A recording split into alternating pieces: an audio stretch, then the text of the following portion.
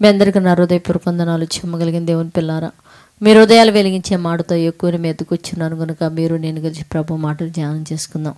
రాత్రికాలం నుంచి మిమ్మల్ని, మీ కుటుంబాన్ని, మమ్మల్ని సంఘాన్ని జ్ఞాపకం చేసుకొని మనందరికీ మంచి ఆరోగ్యము ఆవిషను దయచేసి మన జీవితాల్లో చేసిన ప్రతి మేలుకు ఉపకారమునకై మన ప్రభు మన రక్షకుడు యేసుక్రీస్తు వారి నామములో మన తండ్రి అయిన దేవుడికి వందనాలు స్తుతులు తెలియచేసుకుంటూ, చెమ్మగలిగిన దేవుని పిల్లారా, ఈరోజు మన ఆత్మలకు ఆహారంగా దేవుడు ఏ మాటలైతే నియమించాడో ఆ మాటలను ఒకసారి మనం ధ్యానం చేసుకుందాం. చూడగలిగితే అపోస్తుల కార్యము 16వ అధ్యాయము 14వ వచనంలో ఒక మాట రాయబడింది. చూద్దాం దేవుని పిల్లారా.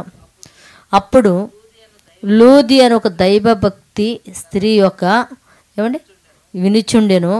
ఆమె ఓదారంగు పొడమ్ముటూ ఓదారంగు పొడమ్ముకుంటూ తూతైర పట్టణస్త్రాలు అని రాయబడింది దేవుని పిల్ల. అంటే ఈవిడ పౌలు గారు మాట్లాడుతుంటే యేసుక్రీస్తు వారి ఒక జన్మను గురించి, యేసుక్రీస్తు వారి పునరుద్ధానం గురించి మాట్లాడుతున్నప్పుడు ఈ దైవభక్తి లూదియాన దైవభక్తురాలైన ఈ స్త్రీ అండి ఆ సముద్రం ఒడ్డున చక్కగా యోదారంగా పొడమ్ముకుంటూ బ్రతుకుతుందంట. దేవుడు ఆమె హృదయాన్ని తెరవంగానే మరుక్షణమే ఆమె ఏం చేసిందో తెలుసా?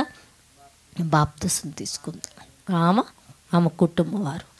నిజంగా దేవుడు ఈ నూతన సంవత్సరంలో మన హృదయం తెరిచినప్పుడు మనము మన కుటుంబం బాప్తిసం తీసుకొని దైవజనుల మాటలకు లోబడే వారిగా ఉండాలని ప్రేమతో తెలియజేస్తూ ప్రార్థన చేసుకుందాం.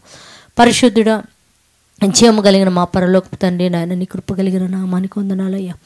మా కుటుంబాల్లో రక్షణ అనేది లేక కొత్త సంవత్సరం నువ్వు మాతో మాట్లాడినప్పుడు తండ్రి, ఆ మాటలకు లోబడి రక్షణ పొందే భాగ్యం మా కుటుంబాలందరికీ అనుగ్రహించి సహాయం చేయమని మా రక్షకుడు నీ కుమారుడు యేసుక్రీస్తు వారి నామములో మా ఈ ప్రార్థన అడిగి వేడుకుంటున్నాం తండ్రి, ఆమేన్. మీ అందరికీ నా హృదయపూర్వక వందనములు, నూతన సంవత్సరపు శుభాకాంక్షలు.